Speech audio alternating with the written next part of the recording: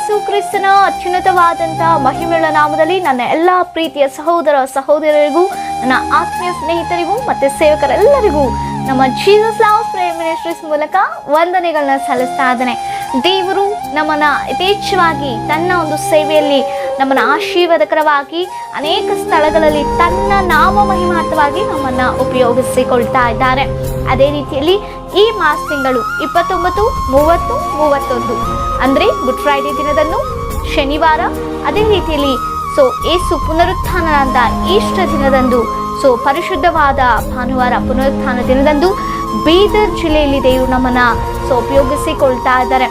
ನಮ್ಮ Jesus loves prayer ಮಿನಿಸ್ಟ್ರಿಗೆ ಪ್ರಾರ್ಥನೆಗೆ connect ಆಗುವಂಥ ಕುಟುಂಬ ಸಭ್ಯರು ಅವರ ಸಭೆಯಲ್ಲಿ ನಮ್ಮನ್ನ ಆಹ್ವಾನಿಸಿದ ಕುಟುಂಬ ಸಭ್ಯರಿಗೂ, ಅದೇ ರೀತಿಯಲ್ಲಿ ಸಭಾಪಾಲಕರಿಗೂ, ಸಭೆಯಲ್ಲಿರುವಂಥ ಪ್ರತಿಯೊಬ್ಬರಿಗೂ ನನ್ನ ಹೃದಯಪೂರ್ವಕವಾದ ವಂದನೆಗಳನ್ನ ಸಲ್ಲಿಸ್ತಾ ಇದ್ದೇನೆ. ಈ 3 ದಿನಗಳ ಕಾಲ ದೇವರ ವಾಕ್ಯದಲ್ಲಿ ಹೇಳಲ್ಪಟ್ಟಂತೆ 1 ಕೊರಿಂಥಿ 1ನೇ ಅಧ್ಯಾಯ 23ನೇ ವಚನದಲ್ಲಿ ಹೀಗೆ ಹೇಳಲ್ಪಡ್ತಾ ಇದೆ, ನಾವಾದರೂ ಶಿಲುಬೆಗೆ ಹಾಕಲ್ಪಟ್ಟಂತ ಕ್ರಿಸ್ತನನ್ನ ಪ್ರಚುರಪಡಿಸ್ತಾ ಇದ್ದೇವೆ ಎಂಬುದಾಗಿ.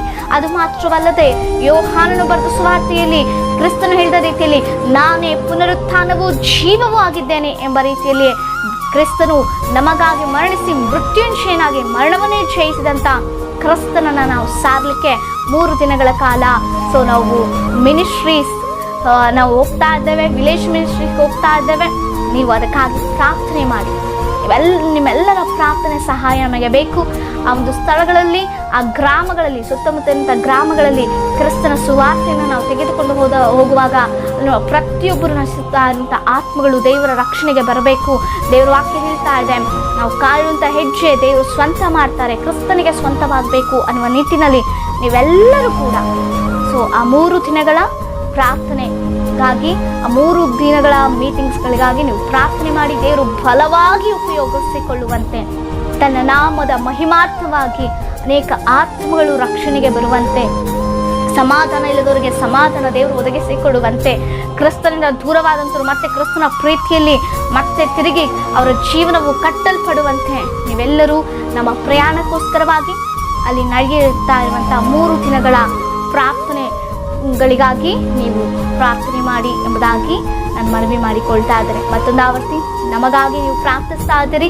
ನಾವು ನಂಬ್ತಾ ಇದ್ದೇವೆ ಕಳೆದ ದಿನಗಳ ದೇವರು ಬಹಳವಾಗಿ ತನ್ನ ಮಹಿಮಾರ್ಥವಾಗಿ ಉಪಯೋಗಿಸಿಕೊಂಡು ಈ ಬಾರಿ ಕೂಡ ಇನ್ನೂ ಯಥೇಚ್ಛವಾಗಿ ದೇವರು ಮಹಿಮೆಯ ಕಾರ್ಯಗಳನ್ನ ನಡೆಸ್ತಾರೆ ಎಂಬುದಾಗಿ ನಂಬ್ತಾ ಇದ್ದೇವೆ.